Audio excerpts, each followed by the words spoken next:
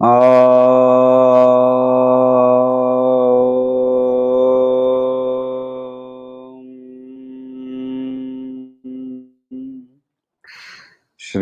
गुरु गणेशाभ्याम नमः। हरिः ओम। गीता स्वाध्याय 162वें सेशन में आपका स्वागत है। अभी हम अध्ययन कर रहे हैं राज विद्या राजगुह्य योग 9वां अध्याय, जिसमें हम लोगों ने 16वां श्लोक का अध्ययन कर लिया था। अभी हम उसको एक बार दोहरा लेते हैं। 16वां श्लोक ले लीजिए।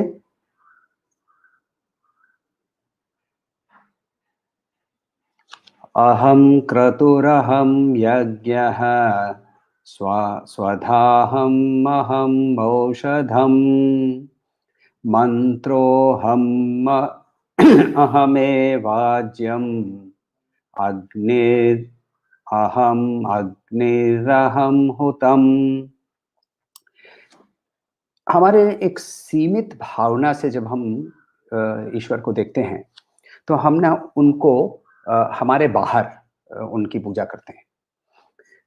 फिर क्या होता है कि हम इस जो पूजा है इसको हम इंटरनलाइज करते हैं, ये हमारे अंदर पूजा हो जाती है। शिवमानस स्तोत्र के अंदर में हम लोगों ने देखा था कि हर एक जो यद्यत कर्मी कर्म करोमि तत्तद अखिलम शंभो तव आराधनम, तो हर एक कर्म को ही उनकी आराधना करके वो हम भीतर ले जाते हैं। उसके बाद क्या होता है कि हम जो हम जिसे हम पूजा कर रहे हैं उसको हम सब कुछ में व्यापक है, ये परिस्थिति पर पहुंचते हैं, ये स्थिति पे पहुंचते हैं। और लास्ट में उसमें और मेरे में कोई अंतर नहीं है, ये वाला स्टेज भी पहुंच जाता है। जैसे एक श्री रामकृष्ण की उपमा है। जैसे एक नमक की पुतली समुद्र की गहराई नापने के लिए गई थी, तो क्या होगा आपको भी समझ में आ रहा है। मगर ये मर्जर जो है, ये मर्जर के स्टेज के लिए पहुंचने के लिए पहला तो बाहरी रिलीजन जो है, जो इसको हम लोग आचार नियम इत्यादि उससे शुरू होता ही है, वहीं से शुरू होता है। मगर ये बाद में निकल जाता है। श्री रामकृष्ण परमहंस जो हैं वो उच्च कोटि ब्राह्मण परिवार में जन्मे थे, तो ऑब्वियसली उनका जात संस्कार के साथ साथ उनका उपनयन संस्कार भी हुआ था। तो किसी ने एक बार उनको पूछा था कि तुम्हारी जनेऊ कहाँ है? तो उन्होंने कहा था कि तपस की तूफान में जनेऊ बह गई।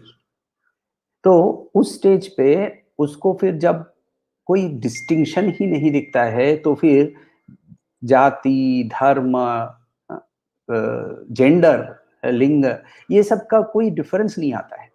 मगर उस स्टेज के लिए पहुंचने के पहले हमें ब्राह्मण के ईश्वर जगदीश्वरी का रूप को पहचानना हमारे लिए जरूरी है।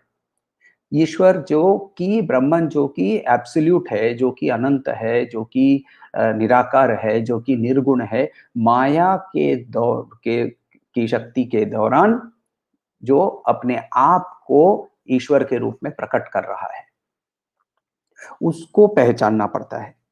क्योंकि उसके साथ हम इंटरैक्ट कर सकते हैं, उसके साथ हम प्रार्थना कर सकते हैं, उसके साथ हम साख्य कर सकते हैं, उसके साथ हम प्रेम कर सकते हैं। क्योंकि ब्राह्मण जो है उसकी सिर्फ हम अनुभूति कर सकते हैं, उसके साथ हम कोई इंटरैक्शन नहीं कर सकते हैं, क्योंकि वो निराकार और निर्गुण है। तो जब हम साकार के माध्यम से ईश्वर को की पहचानने की कोशिश करते हैं, ये पहचानना हम के बिना, ये बिना पहचाने हमारे लिए आगे बढ़ना संभव नहीं होता है। और इसीलिए श्री कृष्ण 17वें श्लोक के अंदर में हमें 18वें श्लोक के 17वें श्लोक के अंदर में हमें सिखा रहे हैं। तो वो हम लोग एक बार देख लेते हैं। ये श्लोक बहुत सुंदर है। सुंदर तो सारे श्लोक हैं, मगर ये इसके इसका अर्थ जब हम देखेंगे तो इसमें बहुत कुछ अर्थ अच्छे अच्छे अर्थ निकलते हैं। तो श्लोक ले लीजिए। 17वां श्लोक, 17वां श्लोक। पिताहमस्य जगतोः पिताहमस्य जगतः माता धाता पितामहः वेद्यं पवित्रमोङ्कारः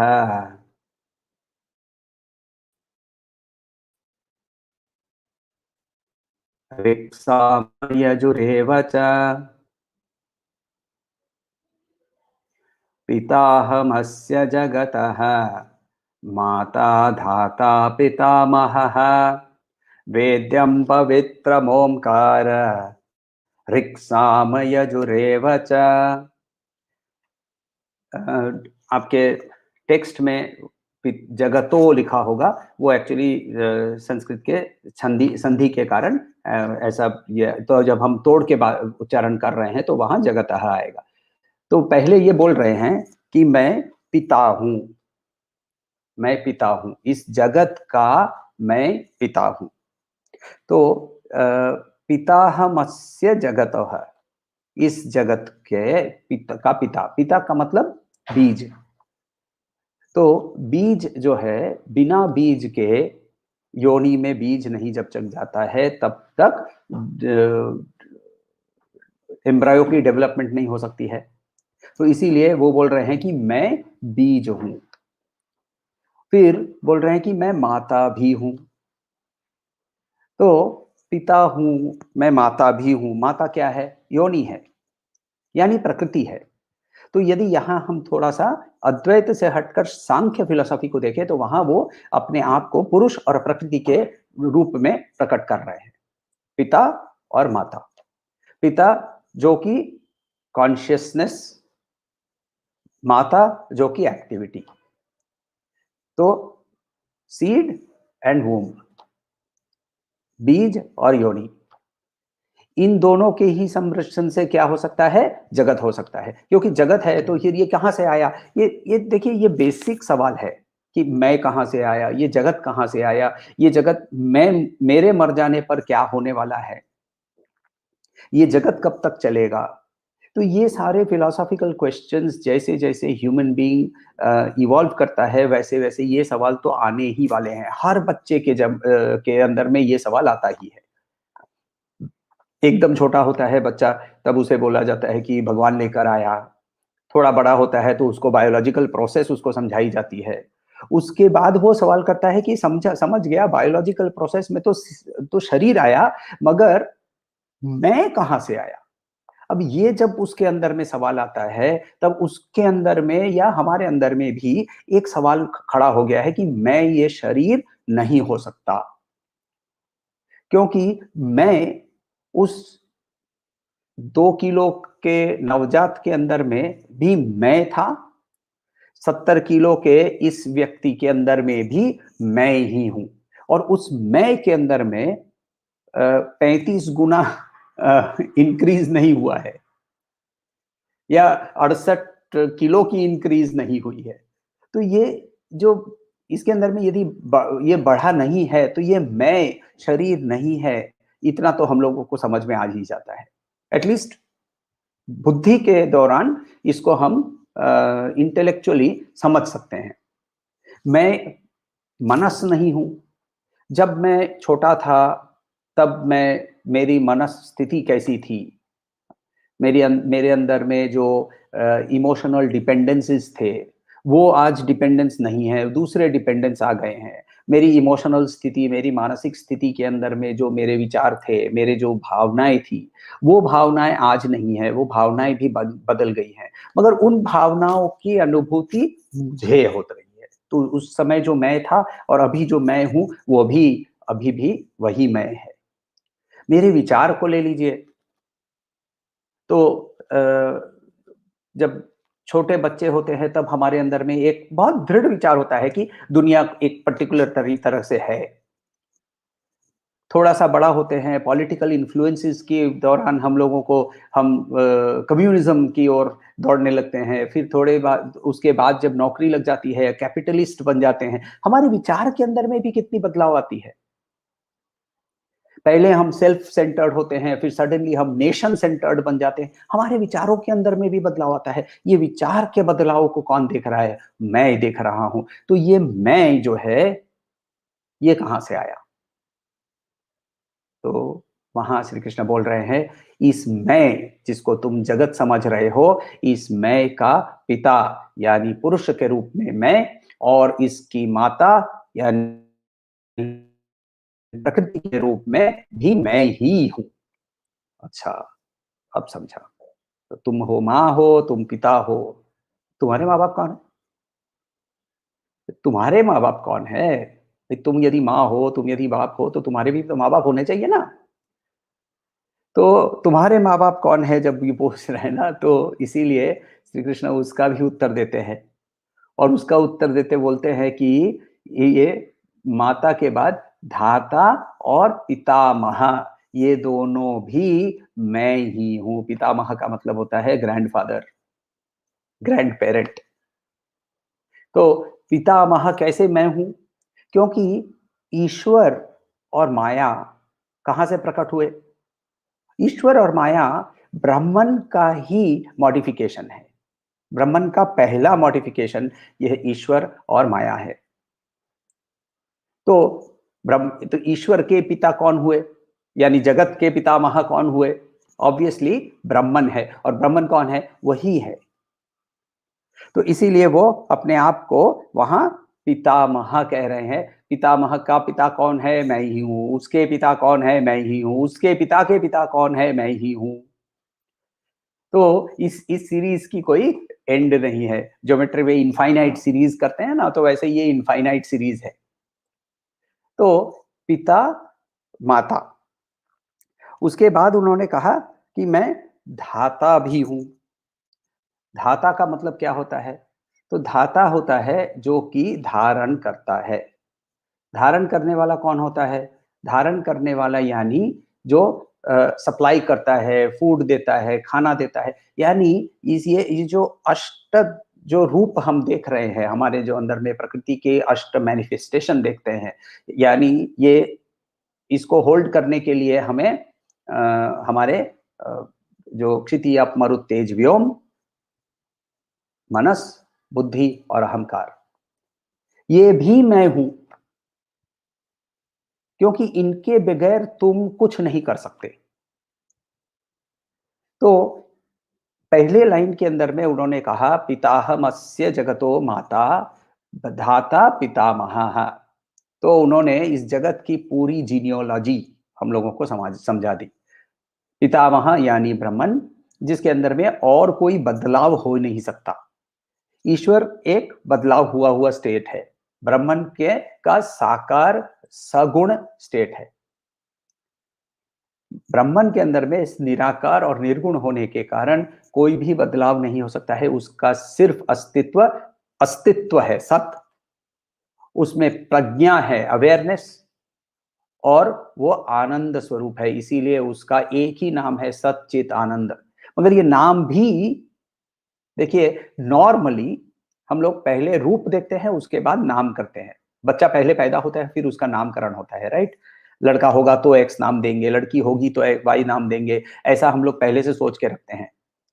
तो ये रूप के बेसिस पे नाम होता है। लकड़ी है, जब वो एक पर्टिकुलर रूप लेती है तो उसको हम चेयर बोलते हैं। दूसरा रूप ले लेती है तो उसको हम टेबल बोलते हैं। तीसरा रूप ले लेती है तो उसको हम फायरवुड बोलते हैं। पहले रूप आता है, फिर नाम आता है। ब्राह्मण का कोई रूप नहीं है, इसलिए नाम जबरदस्ती हमने बनाकर उसके सामने डाल दिया कि ये सत है, चित है, आनंद है। ये उसके इटर्नल एट्रीब्यूट्स हैं। ये नाम भी हम डिफाइन करने की कोशिश कर रहे हैं, क्योंकि ये डिफाइनेबल नहीं है।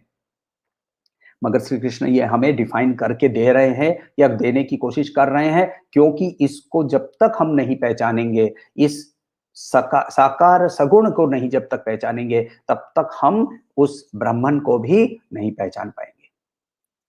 फिर क्या बोला उन्होंने दूसरे लाइन में? तो दूसरे लाइन में वो बोलते हैं वेद्यम पवित्रम ओंकारः। तो वेद्यम पवित्रम ओंकार, यहाँ या तो हम उसको 3 वर्ड्स में लेते हैं, या 2 हो सकता है। दोनों मीनिंग पॉसिबल है। पहला है वेद्यम। वेद्यम यानी जिसको जानना चाहिए, जिसे जाना जाता है, जिसको जानने की कोशिश करनी होती है। इसके बारे में उपनिषद ने बहुत सुंदर से कहा है, नातः परम वेदितव्यम ही किंचित, जिसको जानने के बाद और कुछ जानने की जरूरत ही नहीं है।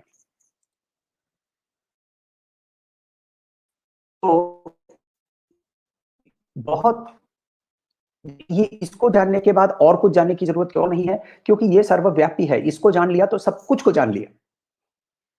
तो इसीलिए इसको हम वेद्यम कहते हैं। एग्जाम्पल हम लोग लेते हैं, देखिए श्री रामकृष्ण परमहंस का एग्जाम्पल लेता हूं बार बार, रमण महर्षि का एग्जाम्पल लीजिए। उन्होंने कोई फॉर्मल ट्रेनिंग वेदांत में, पूजा की रीत में, मनुष्य को पहचानने की रीत हम लोगों को ट्रेनिंग दी जाती थी कि भाई तुम ऐसे व्यक्ति होगा, बॉडी लैंग्वेज की रीडिंग, कम्युनिकेशन की, इनके पास जब जो जाते हैं तो हम लोगों को कम्युनिकेशन की एक्सपर्टीज मिलती है। हमको इनके पास से normal day to day life कैसे जीना चाहिए उसके बारे में हम लोगों को सीख मिलती है। ये कहाँ से उनके पास आया? तो ये उनके पास इसीलिए आता है क्योंकि वो जिसको जानने के बाद और कुछ जानने की जरूरत नहीं है, वो जान चुके थे। और इसीलिए ये वेद्यम है, वेद्यम, जिसको जानने के बाद और कुछ जानने की जरूरत नहीं होती है। इसके बाद उन्होंने कहा है कि मैं पवित्रम हूं या फिर पवित्रम ओमकार हूं। दोनों ऑप्शन पॉसिबल है। भाष्यकारों ने दोनों ही इंटरप्रिटेशन एक्सेप्ट किया है। यदि हम उनको पवित्रम के बेसिस पे देखें तो पवित्र वर्ड को समझना जरूरी है। पवित्र का मतलब क्या? नॉर्मल लिटरल ट्रांसलेशन हम लेते हैं प्योर। प्योर का मतलब क्या?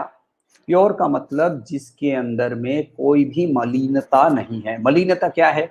मलिनता है डिजायर्स, मलिनता है वासना। वासना क्या है? वासना है हमारे कर्म जिसको हमने अपने लाइक्स एंड डिसलाइक्स को ही मीट करने के लिए किया हो। देखिए हमारे सारे एक्शन जो है ना, वो या तो मुझे जो पसंद है उसकी ओर जाने के लिए, या जो मेरा नापसंद है उससे दूर हटने के लिए ही होते रहते हैं ज्यादातर जो हमारे एक्शंस हैं। हम जब ये एक्शंस को करते हैं तो ये एक्शंस हमारे मनस के अंदर में और बुद्धि के अंदर में रिपीटेडली इसके इंप्रेशंस लगते रहते हैं, इंप्रेशन लग रहता है, इंप्रेशन रखते रहते हैं। और ये इंप्रेशंस के कारण हमें वापस इस संसार चक्र बोलते हैं ना, तो संसार चक्र के अंदर में हम फंसे रहते हैं। तो ये संसार चक्र के जो नहीं फंसता है वो पवित्र है।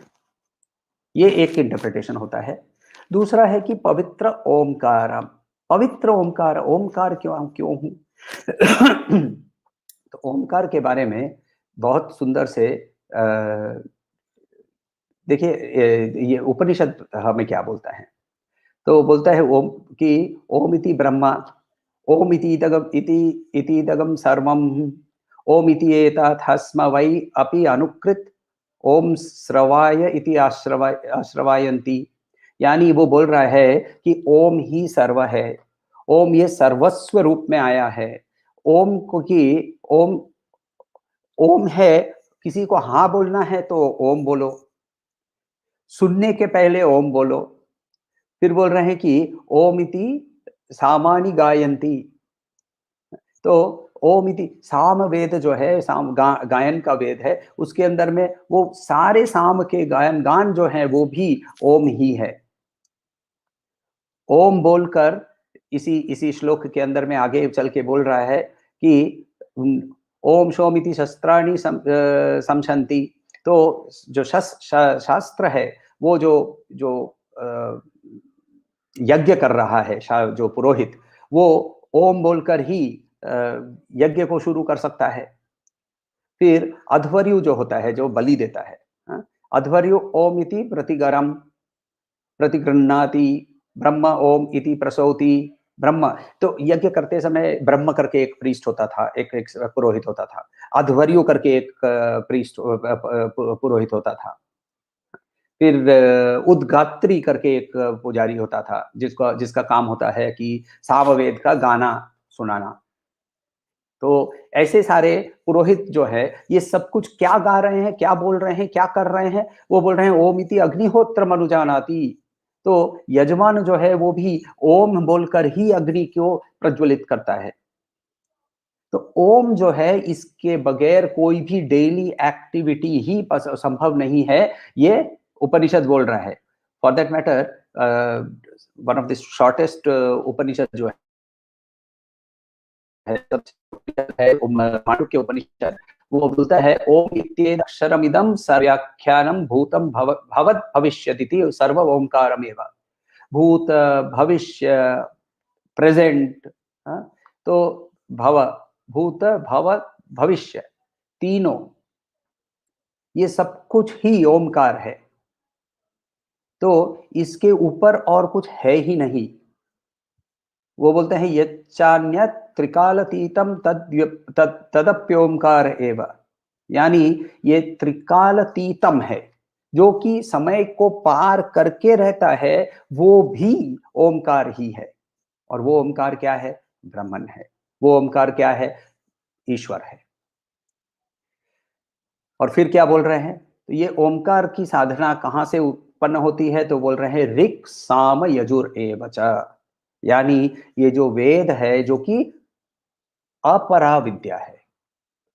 वेद पराविद्या नहीं है, पराविद्या तो ब्रह्मा अनुभूति ही है।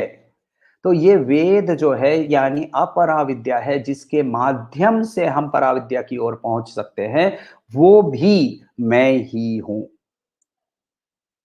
मैं नीच वाला हूं, मैं ऊंचा हूं, मैं बीच का हूं। ये सारी चीजों की प्रैक्टिस जब तक हम नहीं करते हैं, मगर तब तक हमारे लिए आगे बढ़ना संभव नहीं है। किसी ने कुछ दिन पहले एक सवाल पूछा था कि मैं अपने मेंटल प्यूरिफिकेशन की बात आप करते रहते हैं, मेंटल प्यूरिफिकेशन कैसे करूं? इसका एक्सरसाइज हम लोगों ने एक बार पहले किया था कि हमारे जो राग द्वेष, इनका लिस्ट बनाना। छोटी छोटी चीजों की राग होती है, द्वेष होता है, छोटी छोटी चीजों की भी होता है, बड़ी चीजों का भी होता है। ये छोटी छोटी जो हमारे इरिटेंट हैं, छोटी छोटी जो चीजों जिसके प्रति हम आकर्षित होते हैं, इनका लिस्ट यदि हम बनाने की कोशिश करें तो हम देखेंगे कि हमारी जो लिस्ट है ये बहुत बड़ी हो जाती है। जब इस लिस्ट पर काम करना शुरू करते हैं कि ये यदि चप्पल सीधा नहीं है तो मुझे इरिटेशन हो रहा है, रहने दो, टेढ़ा रहने दो, कुछ नहीं होगा। तो ये छोटे से शुरू कर सकते हैं। मुझे ना चाय में 1.5 चम्मच चीनी होनी चाहिए। 1.5 नहीं होकर यदि 1 होती है तो अच्छा नहीं लगता है। बिना शक्कर की भी चाय पी के देख लीजिए। ये नहीं कि फोर्स कर रहे हैं हम ये कॉन्शियसली कर रहे हैं अपने आप को ट्रेन करने के लिए कि हम राग द्वेष मुक्त हो सकते हैं। उपवास करके, फिजिकली उपवास करके सारा दिन यदि खाने का ही सोचें तो उसे उपवास नहीं कहते हैं। तो उपवास के समय खाने का सोचने का भी, मन को कंट्रोल करना, मनस ही हमारा दोनों, हम लोगों ने तो ये पहले भी देखा है 5वें श्लोक, 5वें अध्याय में 24वें श्लोक के अंदर में, उद्धरेत आत्मने आत्मानम। हम अपने आप के ही शत्रु हैं, हम अपने आप के ही मित्र हैं। और इसी मित्रता भाव से यदि काम करना है तो मेंटल प्योरिफिकेशन का प्रोसेस हमें आज अभी शुरू करना है। श्री कृष्ण इसके आगे चल के हमें उनका परिचय और भी विस्तारित रूप से देते जाएंगे, और उस परिचय के ऊपर में हमें मनन भी करना है, क्योंकि साकार सगुण रूप में पहले उनको पहचाने, तभी उनके निर्गुण तक हम पहुंच पाएंगे। आत्म परिचय हमको उन्होंने ध्यान रूप में बैठकर कैसे कर सकते हैं, कर्म योग से शुरू करके, ये उन्होंने ऑलरेडी हमें सिखाया हुआ है। तो इसके आगे हम लोगों को उनका भी परिचय आगे करना है। फिलहाल हम अपने राग द्वेष पे काम करना शुरू करें तो अपने आप ही हम और भी थोड़ा सा मनस शांत हो जाता है, बुद्धि शांत हो जाती है, और जैसे ही मनस बुद्धि शांत होती है तो जो उसकी जो ज्योति है, वो ज्योति हमारे अंदर में ही रिफ्लेक्ट होने लगती है। कोई सवाल हो तो पूछिएगा।